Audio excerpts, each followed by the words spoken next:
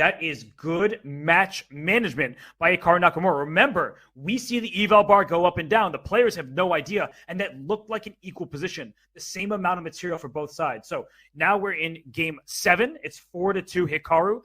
Are we going to see a King's Indian from Magnus? We might, and we saw King's Indian earlier from Hikaru. Magnus saying, give me some of that. And will Hikaru play Bishop D3? Oh my gosh, he does! We have the same position with colors reversed. A little match strategy, a little verve from Hikaru Nakamura, and smiles by only one player. Magnus is not amused. And just like the recent movie, that smile is not pleasant. That is going to haunt Magnus Carlsen because Bishop D3 induces Bishop G4, looks very logical, and then the Bishop would have gone back to E2. So he says, anything you can do, I can do better. And he just says, let's go, Magnus. You're going to have to come up with something new. And another perk of putting the Bishop on D3 is that it can slide back to C2. And later on, once the knight appears on C5, as it frequently does in the King's Indian, the pressure on E4 often forces White to contort himself. With the Bishop nicely sitting on C2, White can just keep going about his business. In this move H3, we saw Carlsen play G4. Hikaru says, 2 can play at that game. They certainly can. And for Magnus, he has to figure out which strike he wants, E5 or C5. He chooses neither. He plays A5. He wants to gain space on the queen side and not allow a bayonet-style attack with pawn to B4. So I think that Magnus is kind of playing this like dodgy chess. He's just sort of avoiding the tension. He's just making Hikaru figure out things. But the issue for Magnus is usually that works. Except in this match, Hikaru has figured everything out pretty much to perfection. He most certainly has, and I think this opening choice by Magnus, it signifies that he is ready to take on more risk. He wants to wipe this 2-point lead out going into the 3+1 portion. He knows how confident Hikaru is in that notorious Title Tuesday time control, and Magnus doesn't want to let this lead persist because every game you play when you're down by 2, you might go down by 3, and Hikaru is not known to give away big leads in the SEC, even against someone of Carlsen's caliber. No, and you and I both majored in history in college, and well, history for Magnus does not want to repeat itself because the only time he has lost the 5+1 time control was against Maxime Vachier-Lagrave in 2020 semifinals, and guess what? He lost that match. So he lost the segment 4.5, 3.5, and that's the only time that has happened. It's the only time he's lost in the SEC. So Magnus, he needs to get things right. He needs to just play solidly, not take unnecessary risk, but also kind of make things a bit spicy. And that's exactly what he's doing. We have, in some ways, a similar position from their first King's Indian affair. Once again, the colors were reversed in that game. No, you're not seeing things. Hikaru was indeed on the black side. Now he's on the white side. And he's taking a different approach on the king side. Robert, the reason you don't want to go G4 here is because the knight is going to jump into F4. Never go knight back to F6 in these positions. That's a King's Indian crime. You don't mind sacrificing a pawn to open up that dark squared bishop. Right. I mean, let's go for an attack. And, well, Magnus says, don't mind if I do.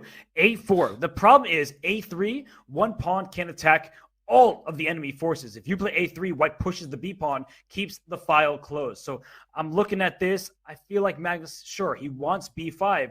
Easier said than done, right, Danya? Because I can take, then bring a queen to E2, try to protect that pawn at all costs. Yeah, and you also have to watch out for a well-timed bishop takes C5. Normally, white doesn't want to give away the dark squared bishop, but when the circumstances are right, black's position, it's really flimsy, it's cramped, and we're also not talking about the king side. At some point, white could get the wheels turning on the other side of the board with, a well-timed G4. You could try even knight C3 to E2 and G4. On the other hand, you got to be very careful about not allowing B5 because black's attack comes really fast once the B file gets opened. What do you make of Magnus's decision to play a King's Indian against the world leader in the King's Indian? I feel like it's a little bit almost desperate. I was attracted briefly to knight G5 check, but Hikaru doesn't take the adventurous route. I agree that it smacks a little bit of desperation, and I don't appreciate that you're calling the King's Indian a desperate open. No, just kidding. I agree completely. Yeah, I just feel like Hikaru's so good at the King's Indian when he is the black pieces. So, he knows how to parry off the immediate threats. And you're pointing out knight h4 to f5. The reason why that's a viable option is the knight on h5 is loose. Hikaru plays it. But something about the move is not favored by the engine. And I wonder what it is, Danya. Like, how does black proceed here? C6 is a typical plan. It doesn't look so ideal right now. So what can Magnus do? So I did cheat a little bit. Apparently the best move is knight h5 back to f6. Now it's a logical move because it parries knight f5. But the reason knight h4 is a little bit awkward, I think, is because it's just hard to get things going after the knight moves back to f6. It's kind of a one-move threat, and if black parries it, black's not playing for f5 in this position, but Magnus does not parry it. He allows knight f5, and I don't like that one bit. Even though the bishop is bad from an attacking perspective, Robert, it's integral from a defensive perspective, and I really think Hikaru can get things going on the king side once he eliminates this bishop. And I think Magnus is trying to use your plan. He'll play queen, I think, e8, and then try to go b5 as quickly as possible, right? The queen, the bishop, the rook on b8 all stare at the b5 square. So I believe that's what Magnus is aiming for, but he keeps pausing. He's down 2 minutes on the clock. There's a knife on f5. It's daggers, and he goes queen e8, but I feel like he's just a little bit slow right now. And Hikaru is definitely not so. He can now play the move f2, f4, assuming black takes with the knight. And why can he play that move? Because there's no longer a bishop on g7. So that bishop, it had a lot of potential energy. It was preventing white from striking on the king side. Now I think Hikaru's got to step on it and play f4. Throw those pawns forward, go for an attack. Black is very much trying to do the same with b7 to b5. Like, that's Magnus's big idea. But as you point out, bishop e3 takes knight on c5, will shatter black's pawn structure. So b5 doesn't just get you an attack, doesn't win the game. It gets you a really bad pawn structure, and you better hope your attack is in time. And there we go. Ladies and gentlemen, fasten your speed belts. This is a good old school attack on opposite sides. Clearly, Hikaru much, much better. The engine isn't a fan of what Magnus is doing. But at this point, Magnus has no choice. He literally has one idea in this entire position. It's to open the B file, pile up on the B2 pawn, maybe look for some knight B3 tactics. But largely, he's playing hope chess. Yes, yeah, it's wishful thinking that he is going to get an attack, but look at the clocks. Hikaru had a 2-minute lead. It's now dropped to 1. That's still a hefty margin for him. He's well ahead in the clock, but I just feel like Magnus, he could scare people, and Hikaru's only human. He may play like an engine. He's still a human being, and look at this. He strikes in the center, takes on c5, goes d6, and the eval bar doesn't love it, but I think from a practical point of view, it gets white activity, and that's exactly what you want. Whoa. And it also gets white a huge fork threat and another fork threat. And how do you parry both at the same time? Because f takes c5 is also on the docket to open up the d file. Oh, I think f takes c5 and queen f2 just looks terrible for black. Everything's falling apart at the seams. I think that was a brilliant try from Hikaru. A pawn sacrifice. He didn't even take back on d6, which he could have. He hops his knight into d5. It was a clearance move. And now knight f6 checks a big threat. If d5, as you said, rook f1 or queen to f2 actually looks even stronger. Hitting c5, going to f6, hitting f7. Oof. Everything is under attack.